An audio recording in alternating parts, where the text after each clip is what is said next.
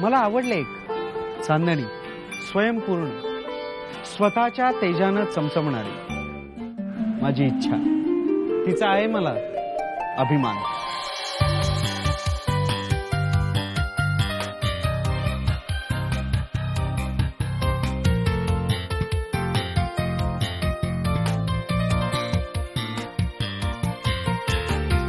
आमच्या 2 मुली, उर्मी आणि इच्छा, त्यांचा आम्हाला आहे अभिमान. माझी बहीण इच्छा, तिच्या शिक्षणाचा मला आहे अभिमान. माझी गुणी विद्यार्थिनी इच्छा, तिचा आहे मला अभिमान.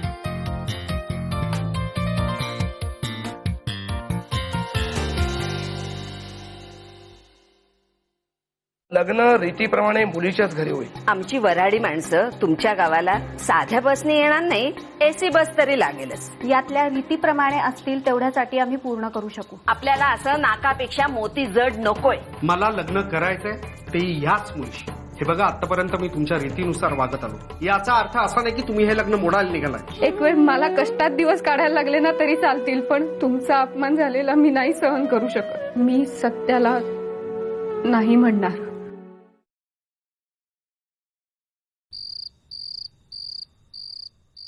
काही गोष्टी वेळच्या वेळी करणं फार गरजेचं असतं, नाहीतर आयुष्याची वाट लागते. आज जर का मी बोललोच नसतो तर मला माझ्या आयुष्याची कॉम्प्रोमाइज करायला लागलं असतं. आणि हे सगळ्यांना तुझ्यामुळे शक्य झालं, तुझ्यामुळे हिंमत आली. थँक्स. हॅलो. हो, हाय. एवढा कसला विचार करतेस? खरं सांगू दादा, मला या सगळ्या गोष्टीचा खूप त्रास होतो. म्हणजे दादा, रीतीभातींना आपली ना नाही, पण माझा आक्षेप आहे तो काकूच्या अशा वागण्याला. तुला वाटतं ती रीतीप्रमाणे वागली? तूच विचार कर ना दादा. उद्या जर माझ्या लग्नाच्या वेळी माझ्या सासरच्या मंडळींनी आपल्यासमोर अशा अटी मांडल्या तर तू त्या मान्य करशील? अरे, कुठल्याही कारणाने माझा किंवा आईबाबांचा त्यांनी अपमान केला तर तो तू सहन करशील? नाही ना. मग इच्छा किंवा तिच्या आईवडिलांनी का सहन करावं? फक्त मुलीकडची बाजू आहे म्हणून? हे बघ अनिता, हे सगळं आपण करतोय ते आईबाबांसाठीच ना. काय हो ना? आपण हे सगळं सहन करायचं. आपण पडलो नव्या पिढीतले. आपल्या नातेवाईकांनी आपल्याशी संबंध ठेवला काय किंवा ठेवला नाही काय, आपल्याला काही फरक पडत नाही. पण अनिता, आपल्या आईबाबांना फरक पडतो फरक. या सगळ्यांना डावलून एखादा डिसिजन घेणं त्यांना अवघड होऊन बसतं. आणि म्हणूनच आपण त्यांना समजून घ्यायला नको का? अर्थात काही वेळेला आपल्याला कठोरपणे उभं राहावं लागेल, पण त्यासाठी आयुष्यभराचा कडवटपणा घेण्याची गरज काय? काय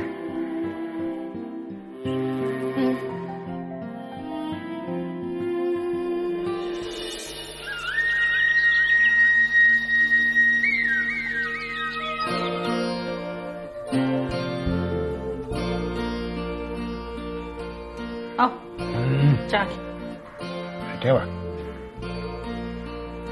का? कसलं एवढं काम चाललंय म्हणायचं? आता पोरीच्या लग्नाशिवाय दुसरं काही महत्वाचं काम असेल का माझ्या डोक्यात? ती बी खरंच म्हणा. काय हो? काय झालं? काही नाही हो, अशी इच्छाचीच काळजी लागून राहिली बघा. अगं होईल समजा नीट.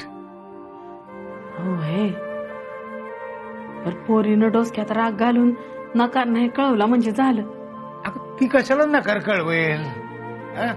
तू ओळखत नाही होय इच्छाला? अगं विचारी पोर येते, जे काही करेल ते समजा विचारा अंती करेल ती. तू काळजी करू नकोस. घेऊ न करो, आणि पोरीने जर असं काही केलं ना तर समाजात तोंड दाखवायला जागा नाही राहायची आपल्याला. मन चिंती ते वैरी न चिंती. काय माहितीये का, नवऱ्याचा जीव आणि प्रेम असलं ना तर समजा व्यवस्थित होतंय बघ. अगं त्यांचं केवढा जीव आहे तिच्यावर. आयुष्यात काय अशा गोष्टी होतच राहत्यात. अगं आपण कुठे कोणाचं आजपर्यंत वाईट केले, ते परमेश्वर आपलं वाईट करणार आहे. आणि आपल्या पोरींच्या आयुष्यात असं काही होऊ नये म्हणून ते संधी बेरीज वजाबाकी चालली आहे माझी. अरे देवा, म्हणजे आता हे काय आणखी? अगं आता पोरीला काय हातात नारळ देऊन बोल्यावर उभं करायचंय का? आता समोरची मंडळी तालेवर आहे, त्यांच्या इतकं करणं आपल्याला बाप जन्मात जमणार नाही बघ. म्हणून काही करायचंच नाही का? तर आपल्याला जेवढं झेपेल जमेल तेवढं आपल्याला करायला पाहिजे. अभय, पण मग हे कागदपत्र कसले आहेत? हे वेगळे कागद आहेत जरा. आता लक्ष्मी सारख्या आपल्या 2 पोरी, त्यांचे संसार नीट चालावेत, व्यवस्थित चालावेत म्हणून ही गोळाबेरीज केलेली आहे. तर ही माझी आयुष्यभरची कमाई. ते एकदा इच्छाचे हात पिवळे झाले त्या म्या सुटलो बघा.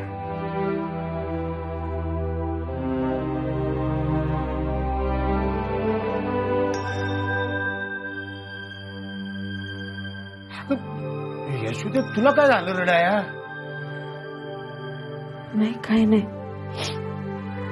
उगाच डोळ्याला पाणी आलं.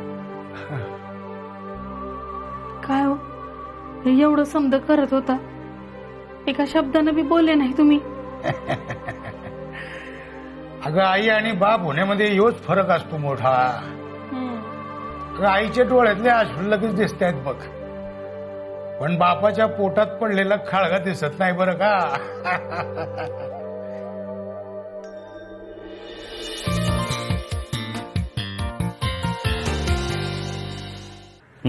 इच्छा फाईल. नाही नाही नको, tomorrow morning is not possible. आपण एक काम करूया, 4 वाजता भेटूया, ठीक आहे? ओके.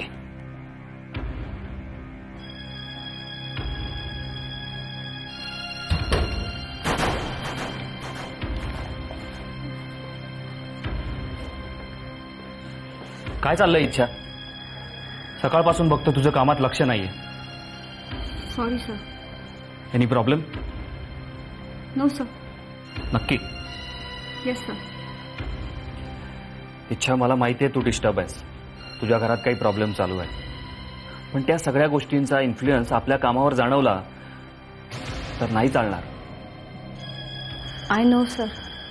इच्छा, लोकांचा जीव आपल्या हातात असतो, त्यांचा बहुमूल्य जीव सांभाळण्याची जोखीम असते, आणि अशा वेळी जर आपल्याकडून काही हलगर्जीपणा झाला तर एखाद्याच्या जीवावर बेतू शकतं. अंडरस्टँड?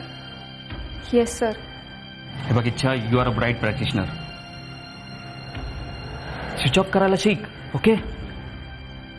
Okay sir. परत असं होणार नाही. That's the spirit. बरं, तू एक काम कर, 5 मिनिटं शांत बस, कॉन्सन्ट्रेट कर. आपण ऑपरेशन थिएटरमध्ये भेटू. Okay? Yes sir. Reports.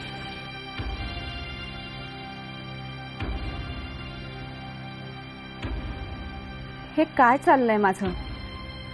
Satya माझ्या आयुष्याचा महत्वाचा भाग आहे, पण त्यामुळे इतरांचा जीव धोक्यात घालायचा मला काहीच अधिकार नाही. नाही, यापुढे मी असं कधीच होऊ देणार नाही. अरे देवा, दमले रे बाबा. या वहिनी या. झालं का दर्शन? हो. अहो भाऊजी, एवढी मोठी रांग होती दर्शनाला म्हणून सांगू. पण दर्शन व्यवस्थित झालं ना? हो तर, पण रांगेत उभा राहून पायाची अगदी वाईट अवस्था झाली बघा. पण काय करणार, आपल्या लोकांसाठी करावं लागतं. अहो आपण नाही करणार तो कोण करणार? अहो वहिनी, तुम्हाला एवढा त्रास होतोय तर कशाला दगदग करायची एवढी? अहो भाऊजी, तुम्हा लोकांची खूप काळजी वाटते हो मला. आता आमची कसली काळजी? आता सत्यानं हे असं केलं, असं म्हणजे? आता मी बोलले की तोंड दिसणार. हे बघा वहिनी, जे काय बोलायचं ना ते स्पष्ट बोला. अहो सोयरीक करायची तर आपल्या तोलामोलाची मुलगी नको बघायला. काही झालं तरी आपलं घराणं म्हणजे हे बघा वहिनी, किती झालं तर नवीन पिढी आहे, नवा जमाना आहे. त्यानं काय होतं? माझ्या मुलानं केलं असतं ना तर मी त्याला सोडलं नसतं. हे बघा वहिनी, अशा मुलांना जर डांबून ठेवलं ना तर ते जास्त उद्दाम होतात. आता उद्या यांनी काही वेडावाकडं करण्यापेक्षा थोडं आपण झुकलेलं बरं नाही का? भाऊजी, एकदा झुकलात की कायम झुकावं लागेल. मग आता काय करावं असं म्हणणं आहे तुमचं? आता काय करणार? शब्द देऊन बसलायत ना, आता काय करू शकतो आपण? एकंदरीत तुम्हाला हे स्थळ पसंत नाहीये असं दिसतंय. पसंत पडण्यासारखं आहे काय त्यात? न ताकद ना ऐपत. दिसला चांगल्या घरातला मुलगा आणि गट्टवला. पोराचं जाऊ द्या, पण भाऊजी निदान तुम्ही तरी. आता मी तरी काय करणार दुसरं? मी विरोध केला होता, पाहिलं ना तुम्ही काय परिणाम झाला त्याचा. तो सत्या कसला भडकला होता, बघितलं नाहीत का तुम्ही? हेच म्हणते मी. आज पोरगी घरात नाही आली तर हे असं, उद्या सून म्हणून घरात आली की काय काय बघावं लागेल देवा देवा, कल्पनाच करवत नाही. अहो, किती पुढारलेले असले, पुढच्या पिढीतले असले तरी आपले संस्कार त्यांचे संस्कार यात फरकच नाही का पडला? अहो भाऊजी, आज पाहिलं मुलगा उलट उत्तर देतोय, उद्या अपमान देखील करेल. देवा रे, भर बैठकीत उद्या सुनेनं पाण उतारा नाही केला म्हणजे मिळवली. वहिनी काहीतरीच काय बोलताय तुम्ही? डोळे उघडे ठेवून वावरते मी जगात. हल्लीच्या या पोरी बाहेर काय काय गुण उधळतात याची कल्पना नाही तुम्हाला. आता ठरवलंच आहे तुम्ही तर मी काय बोलणार? करा, पण जरा जपून. देवा रे, पायाचे अगदी तुकडे पडले, एवढी ती रांग. भाऊजी, मी काय सांगितलंय यावर विचार करा.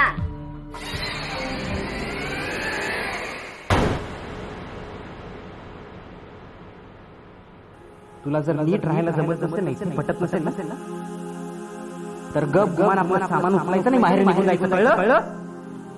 तू सांग, डॉक्टर तुला जर नीट राहायला जमत नसेल, नाही पटत नसेल ना, तर गप गुमान आपलं सामान उचलायचं, बाहेर निघून जायचं. कळलं? वाटायची तर कोणाला वाटायची ग? चुकलं वे माझं. हा,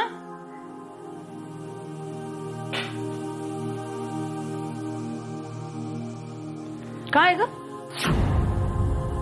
मी एवढी बडबड करते, आतमध्ये तुझं लक्ष नाही वे? अगं, आहे माझं लक्ष, तू बोल. जाऊ दे, मी आपलं काय बाई बडबडायचं, नेमकं तेवढंच साठवाई ऐकायची. आई, अगं असं काही नसतं. काय झालं? मी सांगतेच, पण तुझं सांग. तू का आल्यापासून अशी घुम बसून राहिली? अगं, मी नेहमीच शांत असते ना. आईला शिकवती? पूर्वी अगं लहानपणापासून ओळखते मी तुला. काय झालं बाळा, सांग की. काही झालेलं नाही आई.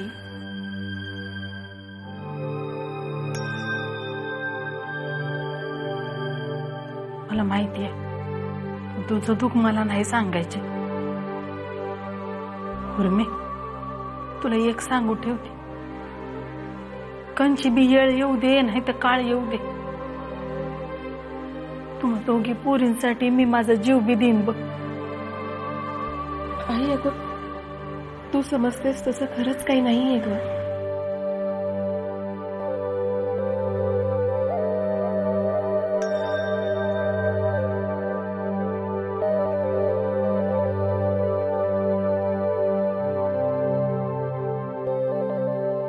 तुला कसं सांगू आई की प्रसाद सारखा टोकाला जाऊन बोलतो, माहेरी हकलण्याची भाषा करतो.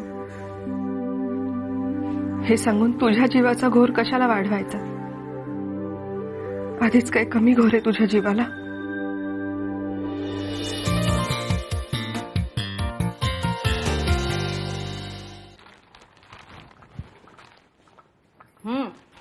थँक्यू.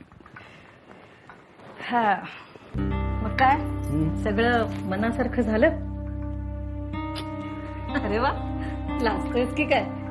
अरे लाजायचं ते तिने. काही सोड ना.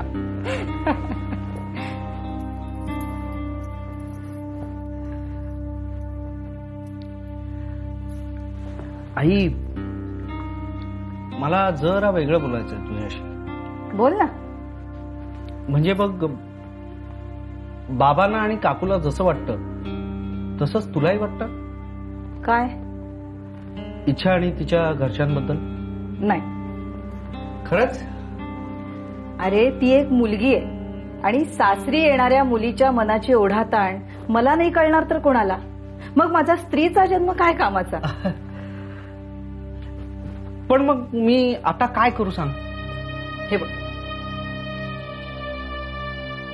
आता इथून पुढे काय करायचं आणि कसं करायचं हे तू आणि इच्छाने बोलून ठरवायचं. हो, पण जर का त्यांचा असा सतत अपमान होत राहिला तर? सत्या, खरं पाहता या संबंधांमधला महत्वाचा आणि जबाबदार दुवा तू आहेस. तेव्हा दोन्ही बाजू तुला सांभाळायच्या आणि त्यातल्या त्यात महत्वाची बाजू म्हणजे त्यांची. कळतंय मला.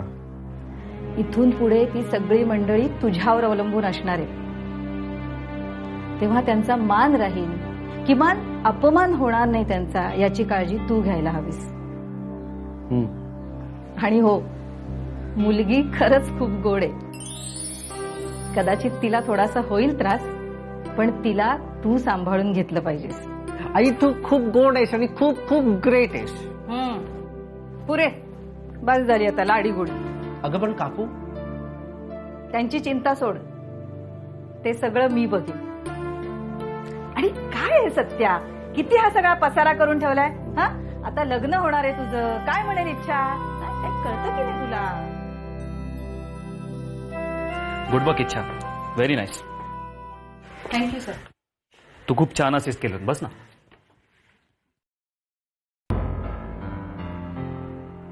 इच्छा, तुला राग आला असेल मगाशी मी बोललो म्हणून, पण खरं सांगू ते खूप गरजेचं होतं.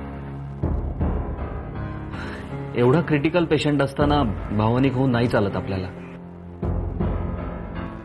आपले सगळे इमोशन्स, सगळे प्रॉब्लेम स्विच ऑफ करून ऑपरेशन थिएटरमध्ये जावं लागतं आपल्याला. सो मी हार्श बोललो असेल ना, आय एम सॉरी. नाही सर, तुम्ही कशाला सॉरी म्हणताय? In fact I am feeling guilty. मला खरंच खूप कसं तरी वाटतंय. असू देत, तू शिकतेस अजून. By the way, if you are comfortable, मी एक प्रश्न विचारू? इतकं डेस्परेट व्हायला काय झालं? सत्याच्या बाबतीत काही?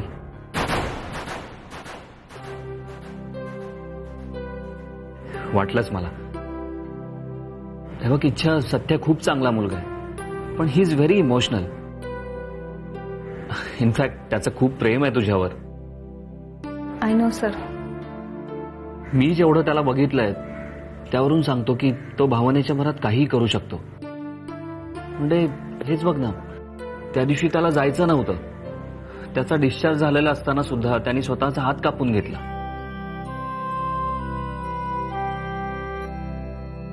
काय झालं हे? ते ग्लास खाली पडला आणि फुटला. काचा विखुरल्या होत्या, त्या गोळा करायला गेलो पण राहिलेला ग्लास हातातच तडकला. बसा बसा बसा, पटकन बसा. ऐक, काय करून घेतलं हे? आज तुम्हाला डिस्चार्ज मिळणार होता ना, म्हणून तर हातात ग्लास फुटला. I know sir. So I think you should be careful. निदान सत्याच्या बाबतीत जो काही निर्णय घ्यायचा आहे तो काळजीपूर्वक घेतला पाहिजेस. आय मीन विचार करूनच घे. एनिवेज, मला खूप महत्वाची मीटिंग आहे, मी येतो. Okay sir. Sir, if you don't mind, मी कम्प्युटर यूज करू? Of course, why not, please. Thank you sir.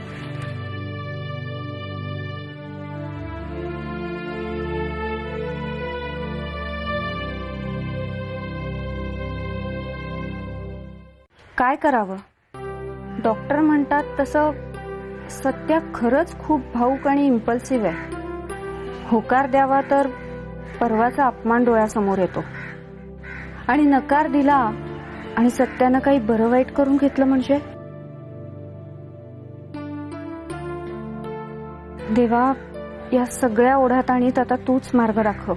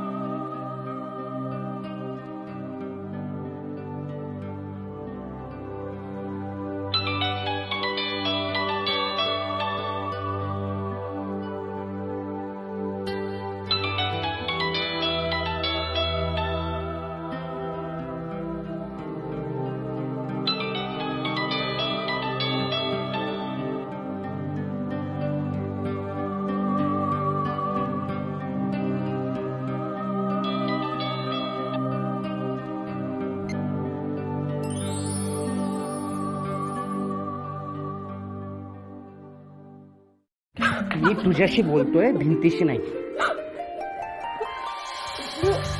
आता मी बाहेर चाललोय. जर मी परत यायच्या आत या फॉर्मवर सही झाली नाही तर माझ्या इतका वाईट कोणी नाही. समजलं? हे प्रेम बिम सगळं झूट असतं रे. लग्नानंतर 2-4 दिवस ते टिकतं. एकदा का भाकरीचे चटके लागायला लागले की सगळं संपतं.